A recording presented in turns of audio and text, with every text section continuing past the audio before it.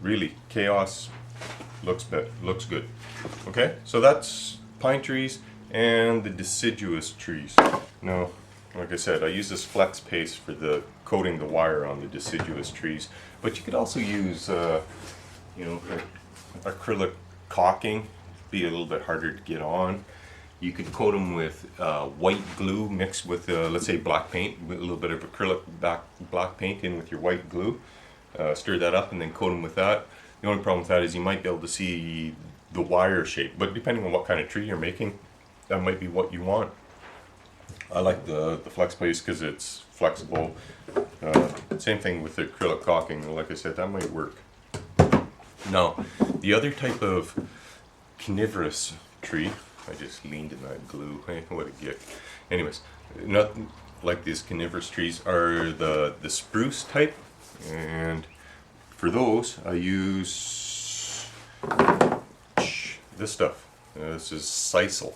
It's actually the same stuff that this furnace material is kind of made out of. They take this and put it down in mats and spray it with some sort of weird polymer. Okay, so with this sisal type rope, it's not what's the other stuff? Jute. It's not jute. Okay, sisal is really it's that stiff, coarse, wiry type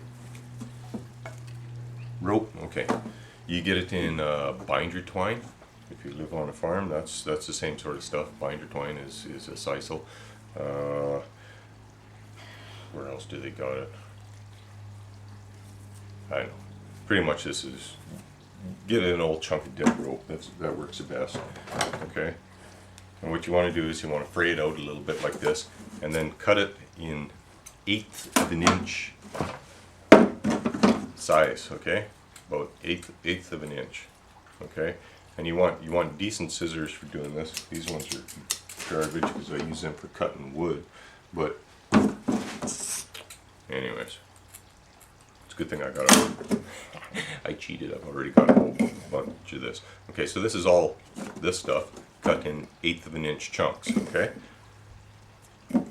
Actually, what I did with this, you know, to get a whole whack of this, is I used bolt cutters. I didn't fray it, and I just locked my bolt cutters in a vise, stuck this through, and went ka-chung, ka-chung, ka-chung with bolt cutters, and cut a whole handful.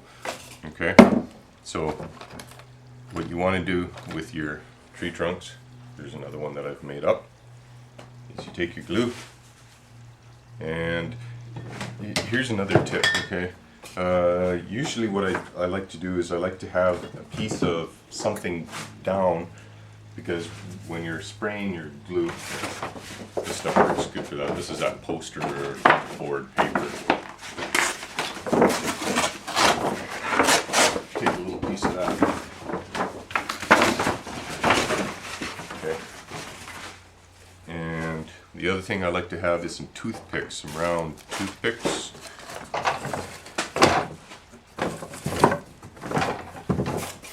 Here's a couple, that'll work. Okay. So I'll have a whole pile of round toothpicks together and make up a bunch of these, okay? Because, you know, you'll want a bunch of trees anyways, and then you can use them in other things. You can have some broken, some dead, you can modify them or whatever. Okay, so you take your stick and you spray a little bit of glue on it. Okay, then you take your 1/8 inch sisal, or 1/4 inch, depending on how big of a tree you're making. Okay, and you sprinkle your sisal on top of the glue portion. Just spray the top half of the tree, by the way, you know, you don't want, and then spin it upside down, like this. And what that does is it makes it all fly out from the tree, okay? And then you can build these up.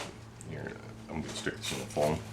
Now, I've done a couple ahead of time, so okay, now here's one that I've already put on the first layer, okay? On this one here, you can see on the tree here, here's a tree.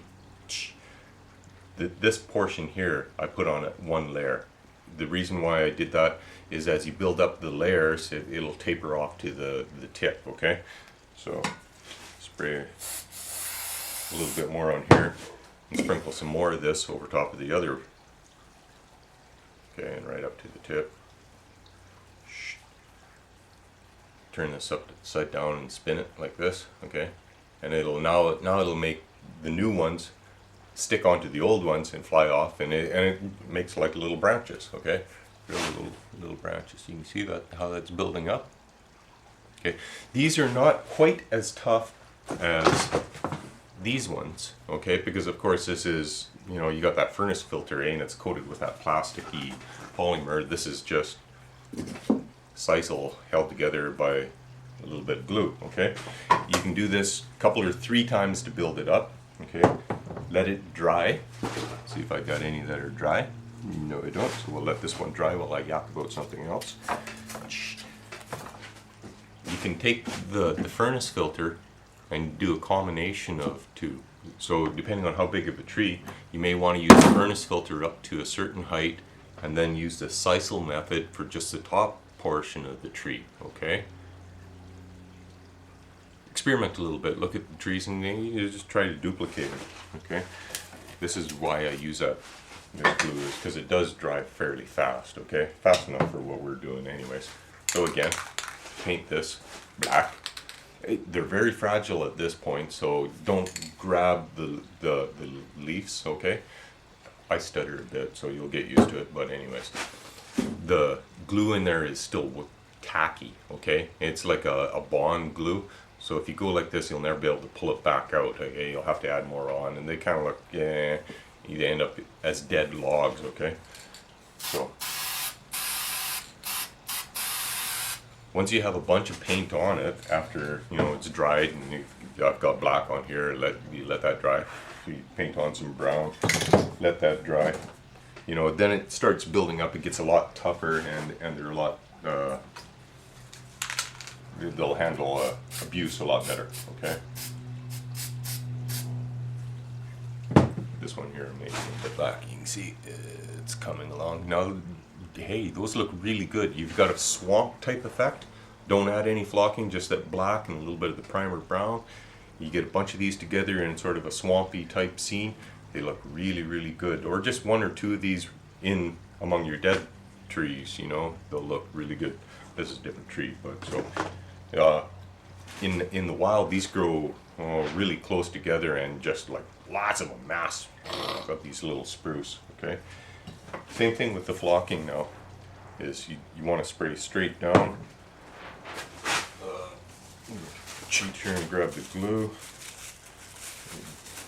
My cheap gloves, okay? Spray straight down, because you want the brown to show from the bottom, okay? Grab your flocking and just sprinkle it straight down from the top. Wait a second for it to kind of adhere. Turn it upside down and shake it. Always got to remember to turn things upside down when you spin them and shake them and stuff, okay? Now, can you see? There's a spruce, okay? I think we call these black spruce up here.